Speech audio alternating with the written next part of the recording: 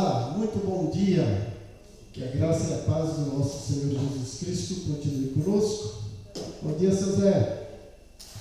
É um prazer estarmos aqui para mais uma escola bíblica dominical, estudo da palavra de Deus. Oremos. Pai bondoso, muito obrigado por essa manhã, por esse domingo, o início da semana. Estamos chegando ao final do mês, somos gratos, porque, como diz o título dessa igreja, até aqui o Senhor tem nos ajudado.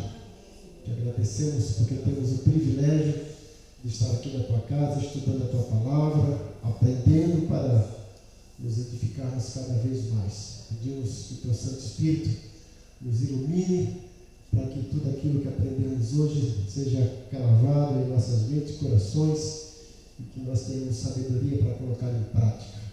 Nos deu uma ótima escola bíblica dominical, um excelente culto da noite.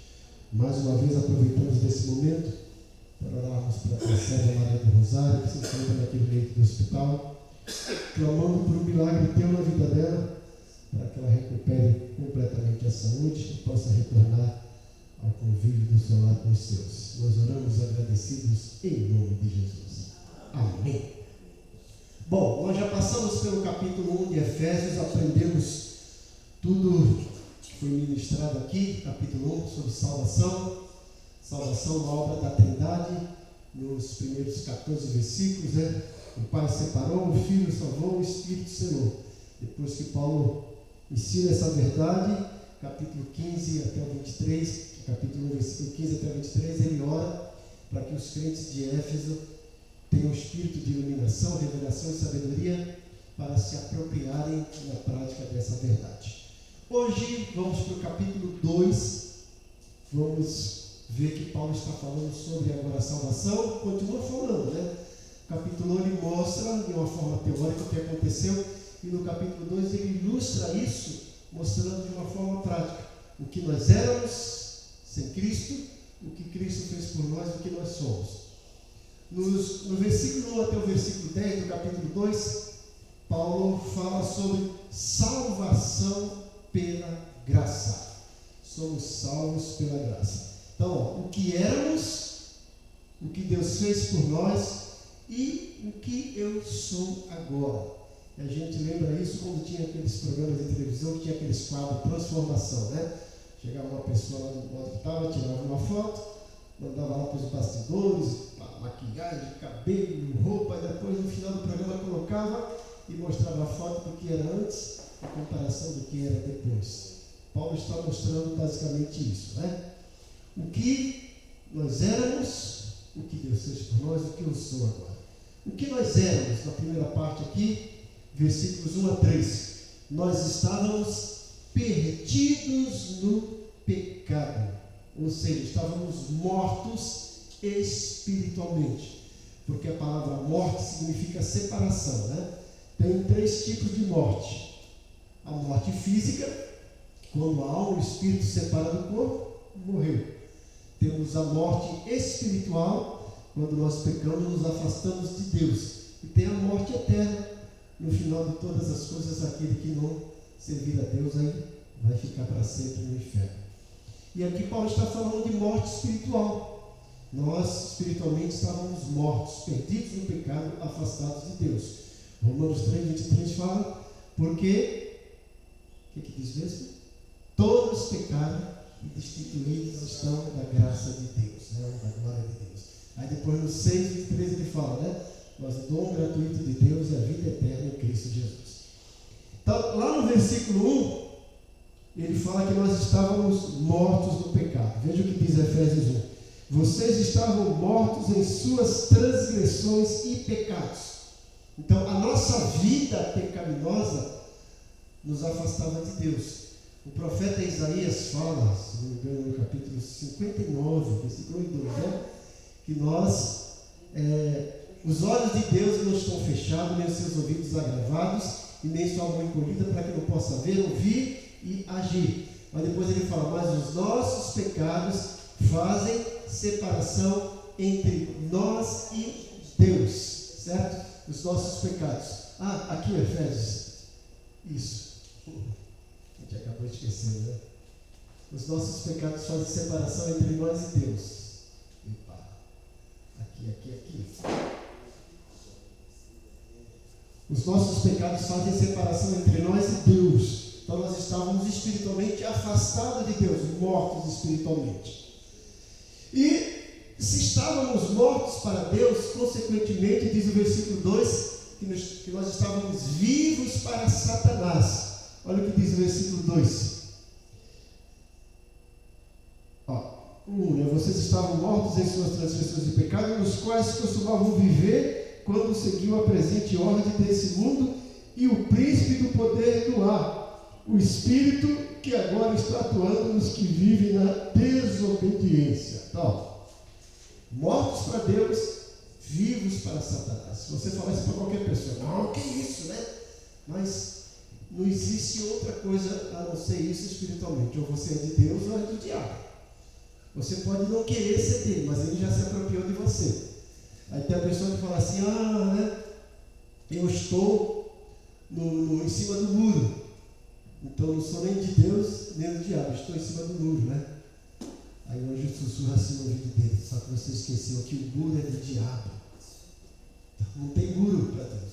Tem que estar do lado dele, senão está do lado do diabo. Bom, éramos mortos do pecado, mortos para Deus, vivos para Satanás. E vivos para nós mesmos, pelas nossas desobediências, como diz aqui, né? Estávamos vivos para nós mesmos. Pessoas vivem a sua vida longe de Deus, fazendo o que quer. Então, morto para Deus, vivo para nós e vivo para Satanás.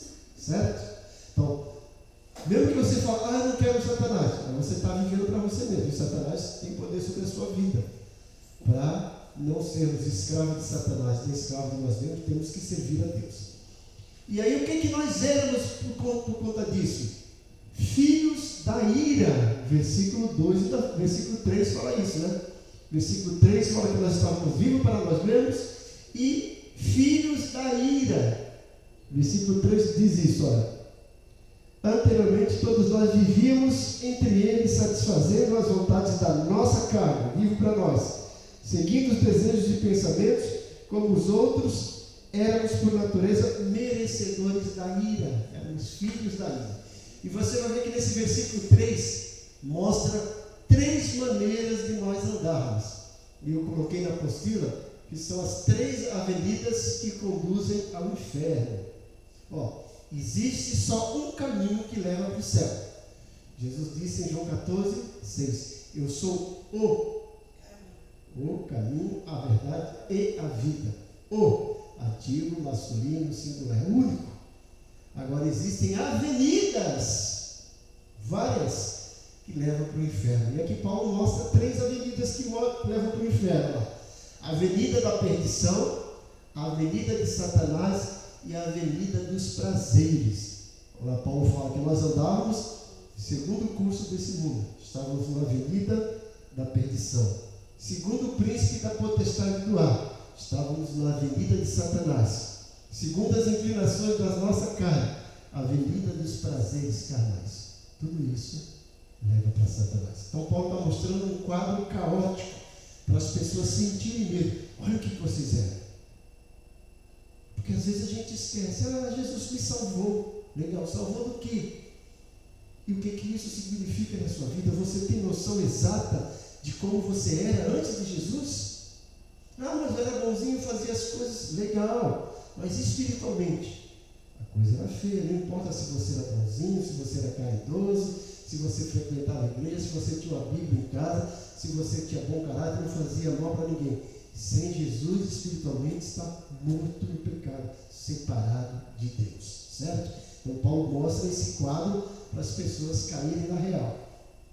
E agora ele vai mostrar que nós fomos achados pela graça de Deus. Deus nos achou pela graça, pelo favor imerecido. Nós não merecíamos, mas precisávamos, e Deus nos achou. Versículos 4 a 10. Você vai ver que no versículo 4 começa assim, mas, né? Começa assim, mas, algumas Bíblias todavia, né? Mas, todavia, porém, são conjunções adversativas. Tudo que vem depois do mas é um contraste do que veio antes do mas. Antes do mas, estávamos mortos. Depois do mas, nos tornamos vivos. Olha lá. Mas Deus, por causa do seu grande amor por nós, versículo 4, nos ressuscitou e nos deu vida, versículos 5 e 6, nos fez assentar nos lugares celestiais com Cristo, versículo 6b. Motivo isso, para mostrar a suprema riqueza de sua graça e bondade para conosco. Vamos ver esses versículos, 4, 5, 6 e 7. 4 a 7, né? Todavia Deus, que é rico em misericórdia, pelo grande amor com que nos amou, nos deu vida em Cristo, quando ainda estávamos mortos em transgressões. Pela graça vocês são salvos. Deus nos ressuscitou com Cristo e com Ele nos fez assentar nos lugares celestiais em Cristo Jesus, para mostrar às eras que são de vir a incomparável riqueza da sua graça, demonstrada em sua bondade para conosco em Cristo Jesus. Olha que coisa interessante. Antes, mortos no pecado, separados de Deus, filhos da ira, vivíamos para nós mesmos, tínhamos 3 avenidas que nos conduziam para o inferno. E agora Deus vem, o que Ele faz? Olha, e por que Deus faz isso? Ele nos salvou. Por quê? Aí Paulo usa aqui 3 virtudes de Deus, né? 3 atributos de Deus: amor, graça e misericórdia. Amor, graça e misericórdia. O amor de Deus é amor, e Ele nos ama, independente do que fizermos. Paulo fala que nada pode nos separar do amor de Deus que está em Cristo. Ah, pastor, mas você não falou que o pecado nos separa de Deus? Nos separa de Deus, não do amor dele. Nós podemos estar separados de Deus, lá afastado, mas Deus continua nos amando. Lembra a parábola do filho pródigo? O filho pródigo pediu, presta atenção naquela parábola, a gente nem não presta atenção. O filho pródigo chegou, né? Mas meu pai, dá a parte da minha herança. Gente, quando que a gente recebe a herança de alguém? O filho automaticamente está matando ele da vida. Me dá minha herança, não vou esperar você morrer, eu quero agora. Meu pai é bondoso, é isso que você quer? Deu, ele vai. Gasta tudo. Quando ele quebra a cara de volta, quando ele chega de longe, o pai estava lá. Isso mostra que várias vezes o pai estava lá esperando o filho. Um dia ele vai voltar. O filho, olha, ele me deu uma facada. Praticamente sepultou-me no coração dele.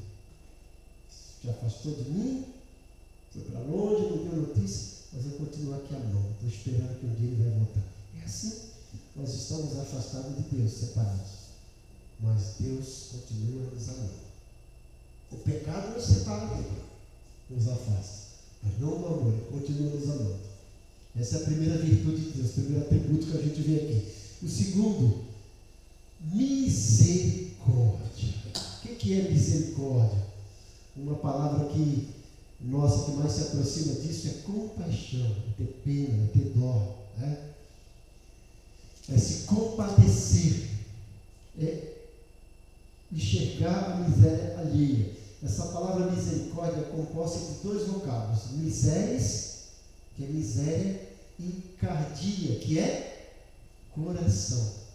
Então a palavra misericórdia, misérias mais cardia, um coração inclinado para a miséria. Então o coração de Deus estava inclinado para essa miséria que nós estávamos. Qual é a miséria que nós estávamos? Mortos no pecado, separados de Deus, vivos para Satanás, vivos para nós mesmos, éramos filhos da ira, estávamos cursando as 3 avenidas que iam para o inferno. Mas porque Deus é amor, teve misericórdia de nós. Olhou para nós com seu coração inclinado para a nossa miséria. E aí entra depois a terceira virtude, graça. Graça é um favor imerecido. Deus, olha, eles não merecem, ó. Mas eu vou dar porque eles precisam, porque eu amo, e porque eu tenho misericórdia deles. Deus vai lá e nos dá salvação gratuitamente. Para ter uma ideia da diferença de graça para misericórdia, vamos entender isso, né? A Márcia chegou em casa Ela saiu, deu ordem para a Bia e para o Rafael. Quando ela chega em casa, o Rafael aprontou. Pisou na bola, a Márcia ficou nervosa. Rafael, vou te colocar no castigo que você merece. E o Rafael ficava no castigo, lá no quarto, sozinho, sem computador, sem celular, sem televisão. Fica lá. Merece aquilo. Daqui a pouco o coração de irmão, ai meu Deus, coitado dele. Eu sei que ele pisou na bola, vai ficar o dia todo sem computador, sem celular, sem televisão, é demais. Aí a misericórdia dela, olha com o coração inclinado para a miséria, passa aqui mais ou menos uma hora, Rafael, sai do castigo. Isso é misericórdia. Agora ela pensa, meu Deus, eu sei que ele pisou na bola, mas ficou uma hora de castigo. Eu fui má com ele, eu sei que ele merece, mas vou recompensar. Rafael, vem cá, vamos ali que eu vou te pagar um sorvete. Isso é graça. É isso que Deus fez por nós. Nós merecíamos o castigo. Deus foi lá, nos tirou do castigo. Isso é misericórdia. E agora Deus nos salvou. Isso é graça. Presta atenção no que eu vou falar agora. Pela misericórdia, nós não recebemos o que merecemos. Olha lá. Pela misericórdia, nós não recebemos o que merecemos. Pela graça, nós recebemos o que não merecemos. Entendeu? Vou confundir. Vou repetir. Pela misericórdia, nós não recebemos o que merecemos. O inferno. Nós merecíamos o inferno, mas Deus teve misericórdia, não nos deu o inferno que nós merecíamos. Pela graça, nós recebemos o que não merecemos, o céu. Deus nos deu o céu sem a gente merecer. Deus nos livrou do inferno, mesmo a gente merecer. Isso é graça, isso é misericórdia. E a graça e a misericórdia de Deus estão alicerçadas no amor dele. É o amor dele que faz ele nos enxergar com misericórdia e nos tratar com graça. Isso é o que Deus fez durante a nossa salvação. E depois, o que aconteceu? Qual foi o resultado? Nós vamos ver agora. Por que Deus fez isso? Versículos 7 a 10. Primeiro, para mostrar a suprema riqueza de sua graça e bondade para conosco. Versículo 7. Versículo 8. Nos salvou pela graça, sem nosso merecimento. Versículo 9, para que não haja motivo de glória em nós, para a gente dizer assim, olha, eu fui salvo porque eu consegui, foi meu esforço. A glória a você. Nos tornou feituras dele, versículo 10, gente. Essa palavra feitura no versículo 10 significa poema. Poema, nós somos um poema de Deus. Poesia, quando alguém escreve, porque está inspirado. Pegue assim, olha no espelho e fala assim, olha, eu sou uma poesia de Deus. Quando Deus me fez, ele estava inspirado. Você é essa princesa, esse príncipe, você é essa rainha, esse rei que Deus fez. Se valorize, né? Quero que valorize o que você tem. Você é um ser, você é alguém tão importante para Deus. Para andarmos, ele fez isso para andarmos em boas obras. Olha que coisa bonita, né? Então, agora presta atenção na riqueza desses versículos 7 até o 12, né? Mas depois a gente vai voltar para falar sobre a aproximação pelo sangue. Mas olha o 7 lá, Efésios 2, 7. Para mostrar nas eras que eu... Perdão, presta atenção no versículo 5 e 6. Deus nos deu vida com Cristo quando ainda estávamos mortos nas nossas transgressões. Pela graça vocês são salvos. Aí o 6. Deus nos ressuscitou com Cristo e com Ele nos fez assentar nos lugares celestiais em Jesus. Estávamos mortos. Jesus nos ressuscitou. Isso já seria maravilhoso.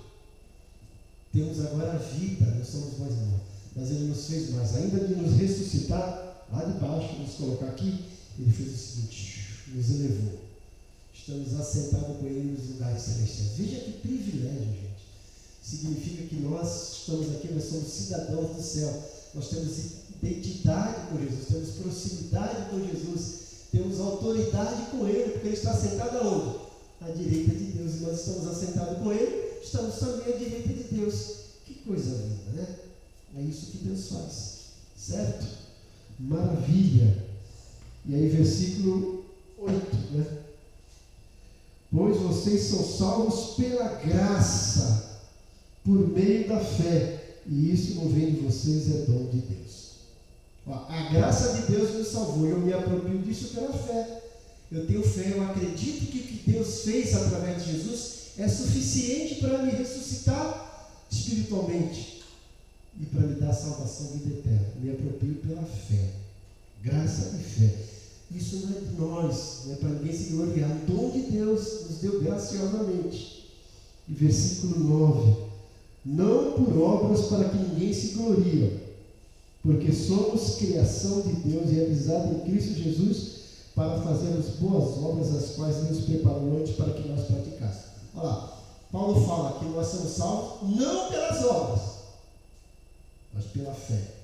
E agora ele fala que uma vez salvo nós vamos praticar boas obras. Nós não praticamos boas obras para sermos salvos, mas uma vez salvos devemos praticar boas obras. Entenderam? Certo? Bom, virando aí na página 13, só glória a Deus. A aplicação desse bloco aqui, do versículo 7 ao versículo 10. O que Deus fez por nós? A glória vai ser dada a Deus pela sua graça. A glória não é para nós, não é para ninguém, é para Deus. A Ele toda a glória. Ele que fez tudo por nós, sem nós merecêssemos. Deus quer boas obras na vida do crente. Então Deus quer que o crente que agora é salvo comece a praticar boas obras. Isso aqui, gente, não quer dizer que você vai lá dar esmola para mendigo, não. As boas obras significa praticar aquilo que você é. E o que você é? Um cidadão bom, filho de Deus. Então pratique as características de um filho de Deus. Isso são boas obras. Amar o próximo, amar a Deus, né? Isso são boas obras. Ter idoneidade, ter bom caráter, se santificar. São essas boas obras. E isso é um padrão para o nosso testemunho, gente. A nossa vida fala mais alto do que as nossas palavras. No século XVII para o século XVIII, século XVII para o século XVIII, logo depois da Reforma, surgiu um grupo na Inglaterra chamado Puritanos. Eles se reuniam para orar, e o desejo deles era ter uma igreja pura, porque a igreja já estava cheia de pecado, por tanta coisa que aconteceu, né? E eles queriam uma igreja pura, eles oravam constantemente, se reuniam, por isso era chamado de Puritanos. E eles tinham um slogan, eles diziam. Eles diziam o seguinte: o que tu és, troveja é tão alto que não consigo ouvir o que tu dizes. Vou repetir: o que tu és, troveja é tão alto que não consigo ouvir o que tu dizes. O que eles estão querendo dizer? Que a nossa vida, o nosso testemunho, a nossa maneira de viver, a nossa atitude, o nosso caráter fala mais alto que as nossas palavras. Se as nossas palavras não condizerem com o que a gente vive, anula tudo. Né? É a nossa atitude que é o nosso testemunho. E é isso que Paulo está dizendo, é um padrão para o testemunho. E isso significa que nós vamos andar de modo digno, com coerência, como filhos de Deus. Certo? Vamos para o segundo bloco desse capítulo 2, que é aproximação pelo sangue. Vamos nos aproximar pelo sangue aí, Márcia e Fabiana. De uma maneira mais doce agora. Capítulo 2, versículos 11 a 22. Né? Então Paulo fala assim: olha, vocês estavam mortos, separados, afastados de Deus. Mas Deus, por causa do amor, por sua graça e misericórdia, nos aproximou dele. E qual foi o meio que ele usou para nos aproximar? O sangue de Jesus. Né? Nós temos aquele cântico hino: o sangue de Jesus me lavou, o sangue de Jesus me lavou, alegre cantarei, louvores ao meu rei, ao meu Senhor Jesus que me salvou. Sangue de Jesus. Então, o propósito de Deus na nossa vida para nos aproximar através do sangue de Jesus.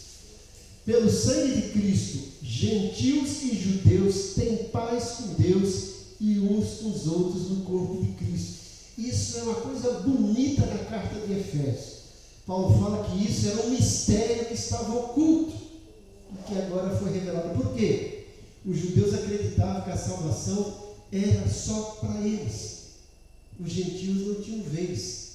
Tanto é que no templo tinha 3 divisões: átrio, lugar santo e santo dos santos.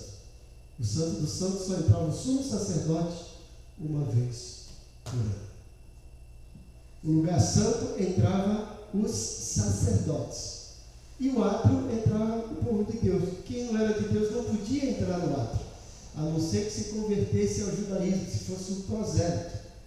No Novo Testamento, quando Herodes reformou o templo, ele construiu lá no templo outro compartimento, que era o pátio dos gentios, porque o gentio não podia entrar no átrio com os judeus.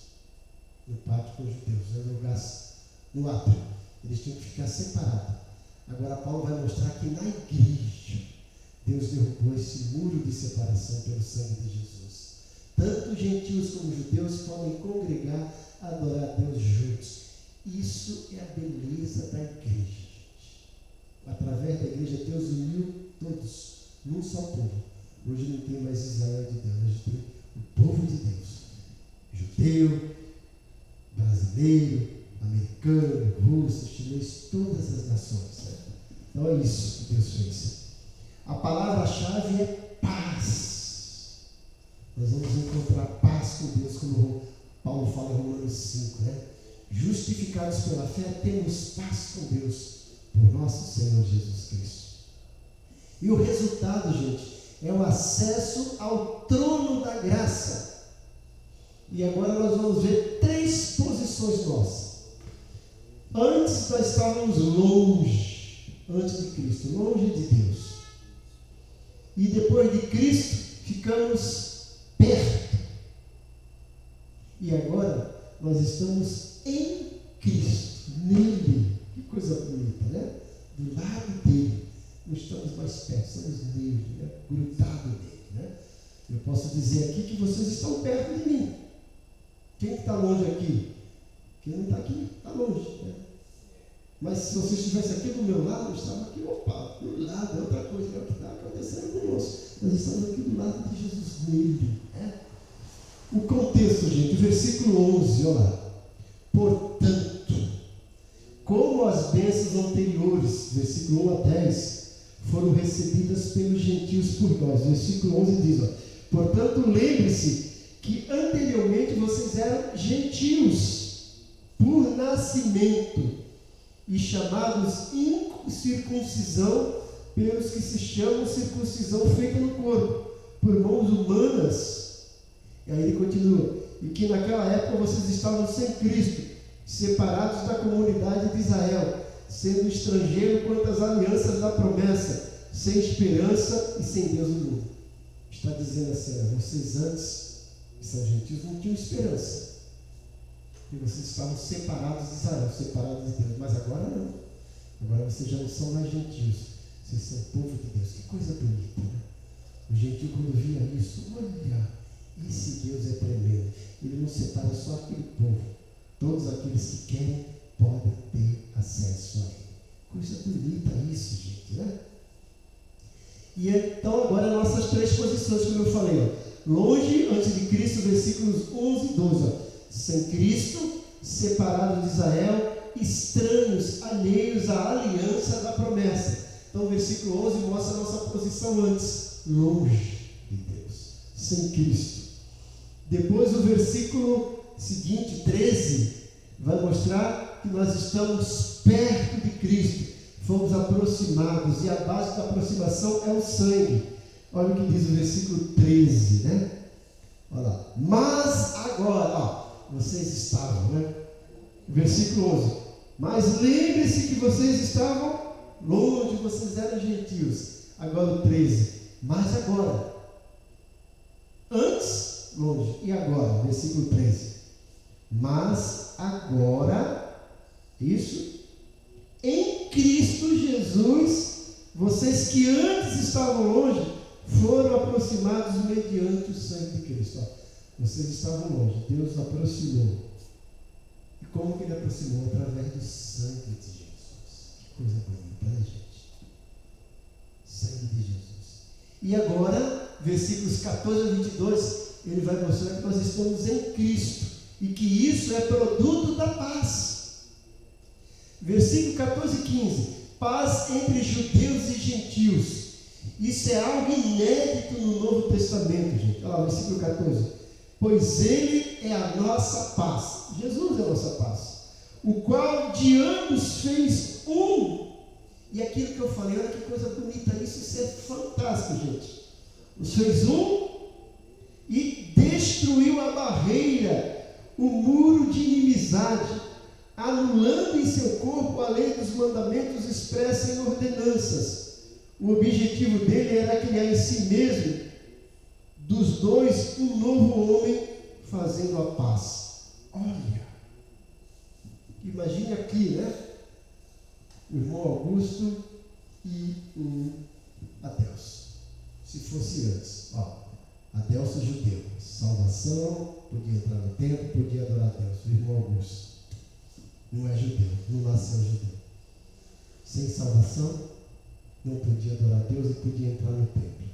Jesus veio lá na cruz, derramou sangue e falou assim: Augusto, vem cá, se aproxima de mim, fica do lado do Adelso. Adelso, agora você não é mais judeu.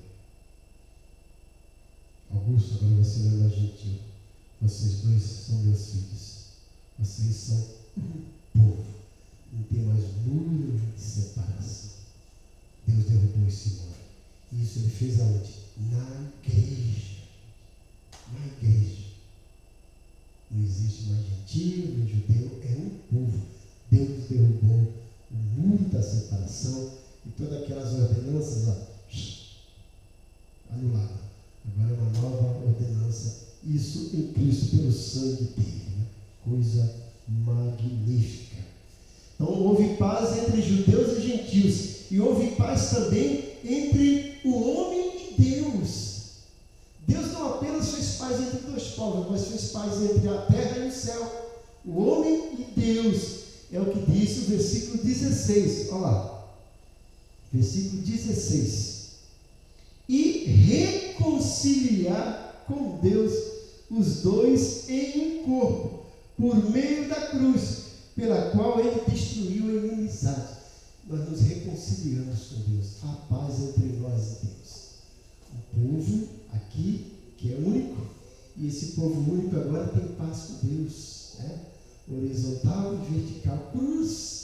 Sangue de Jesus lá na cruz. Excelente isso aqui.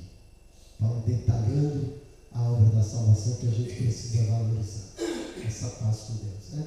Lembra que quando Jesus nasceu, os anjos disseram para os pastores de Belém: eis que vos trago novas de grande alegria, que será para todo Israel. É que hoje na cidade de Davi vos nasceu o Salvador, que é Cristo Senhor. Glória a Deus nas alturas, paz na terra aos homens de boa vontade. A terra se unindo ao céu através de Jesus. Não somos mais inimigos de Deus, né? Nós somos agora filhos de Deus e estamos em paz com Ele. Não só isso, temos acesso ao Pai, acesso ao trono da graça. Vamos entender o que significa isso. Veja o versículo 17 e 18. Ele veio e anunciou paz a vocês que estavam longe e paz aos que estavam perto, pois por meio dele, tanto nós como vocês têm acesso ao Pai por um só Espírito. Olha, gente, no Antigo Testamento, o povo não entrava no Santo dos Santos, que simbolizava a presença de Deus. Só quem entrava lá era o representante do povo, o sumo sacerdote, que só entrava uma vez por ano. Tinha aquele véu, segundo os estudiosos, era feito de pele de animais marinhos, que 2 juntas de boi não conseguiam rasgar aquele véu. Só entrava o sumo sacerdote uma vez por ano. O povo ficava no ato, não podia chegar nem no lugar santo. Quando Jesus morreu, a Bíblia fala que aquele véu se rasgou de alto a baixo, ou seja, ele liberou acesso a Deus. A gente agora vai direto a Deus. A gente não precisa mais de mediador, sumo sacerdote, porque o nosso mediador é Jesus. E Paulo, depois Pedro, vai dizer que nós somos sacerdotes de Deus. Que coisa linda, né? Espetáculo isso.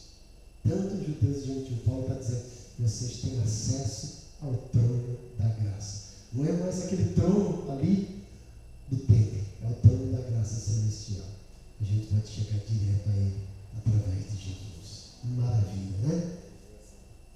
Então, nós temos paz entre judeus e gentios, paz entre os homens e acesso ao Pai. E Paulo fala isso mostrando uma analogia com o templo de Deus, versículos 19 a 20. Portanto, vocês já não são estrangeiros nem forasteiros, mas concidadãos dos santos e membros da família de Deus.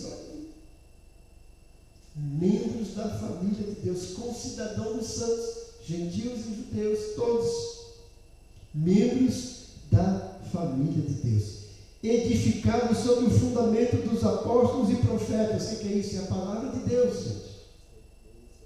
Tendo Jesus Cristo como pedra angular, no qual todo edifício é ajustado e cresce para tornar-se um santuário santo no Senhor. Nele vocês também estão sendo edificados juntos para se tornarem morada de Deus em Espírito. Olha aí, gente. Nós somos edificados em Jesus, somos santuário de Deus e morada de Deus. O povo tinha uma ideia do que era isso, porque lá no deserto Deus montou o tabernáculo. E o tabernáculo significava que Deus se fazia presente no meio deles. Certo? E agora Paulo está fazendo essa analogia. Depois do tabernáculo, que montava e desmontava, né? Era feito de tenda no deserto. Quando eles entram na terra prometida, depois de muito tempo, Davi planeja construir o templo. Deus fala, espera que Salomão vai fazer. Salomão edifica o templo e ali significava a morada de Deus. Agora Paulo está dizendo a vocês, são o templo de Deus, santuário de Deus, morada de Deus. Deus habita em nós, Deus mora em nós. Isso é fantástico, isso é uma beleza imensurável que a gente às vezes não compreende tudo isso. E o que a gente vê também nesse texto aqui, gente, do versículo 11 ao 22? Algumas frases repetitivas aí. Vós, nós. Paulo está dizendo nós os judeus e vós os gentios. Depois esse nós, vós vai se tornar um só nós. Perto, longe, em Cristo e a conjunção adversativa, mas vocês eram isso, mas Deus fez isso. Vocês estavam assim, mas agora estão assim. E o mérito é em Jesus e a glória é para Deus. A aplicação, como é que nós podemos aplicar isso em nossa vida? Somos concidadãos. Recebemos o título de cidadãos dos céus. Concidadão é cidadão com. Somos cidadãos do céu junto com Cristo, junto com os judeus.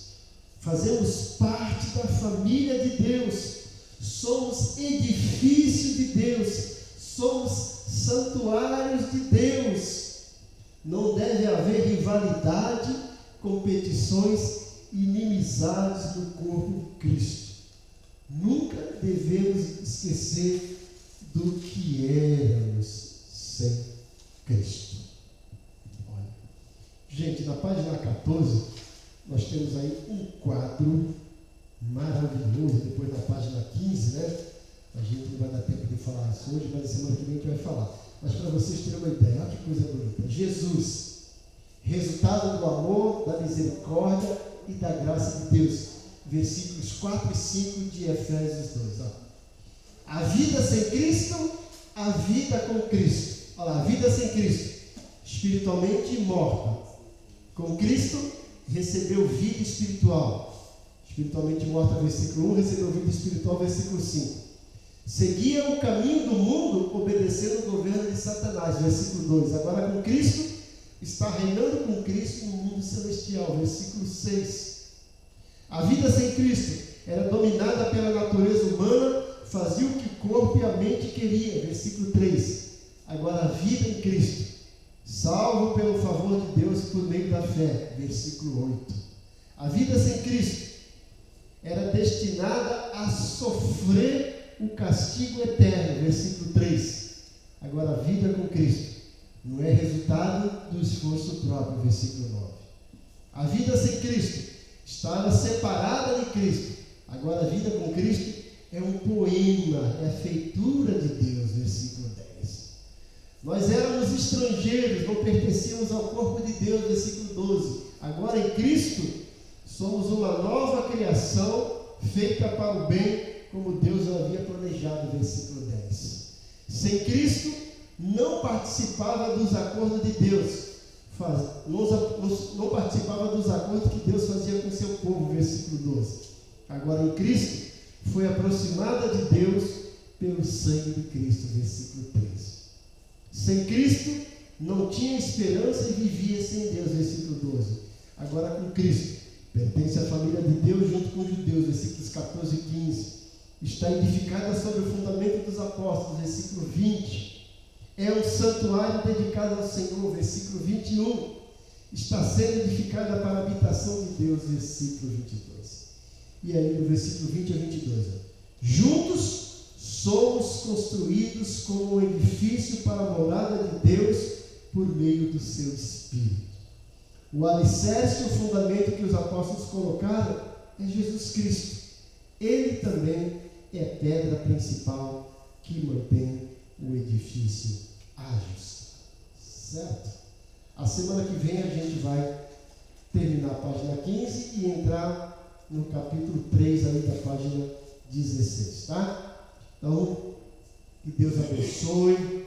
Vou orar aqui pela caixinha que eu orei no começo, né? Pai bondoso, muito obrigado por essa aula. E a gente quer apresentar essa caixa, são nomes de pessoas que nós temos orado para que se convertam. E a nossa oração é que o Senhor use os teus servos que estão mais próximos, para que levem uma mensagem através de um testemunho de vida, para que essas pessoas sejam impactadas por esse testemunho. E o teu Santo Espírito ministre salvação na vida deles, para que eles se entreguem a Jesus e venham congregar em alguma igreja. Nós oramos por isso, oramos que o teu Santo Espírito nos abençoe, que os teus anjos nos levem para os nossos lares, nos dê uma manhã, uma tarde maravilhosa e que nos proporcione um culto magnificamente. Nós oramos agradecidos em nome de Jesus. Amém. Que a graça do Senhor Jesus, que o amor de Deus Pai e a comunhão do Espírito Santo seja com todos. Ebenezer, a igreja que se importa com você. Amém. Deus abençoe.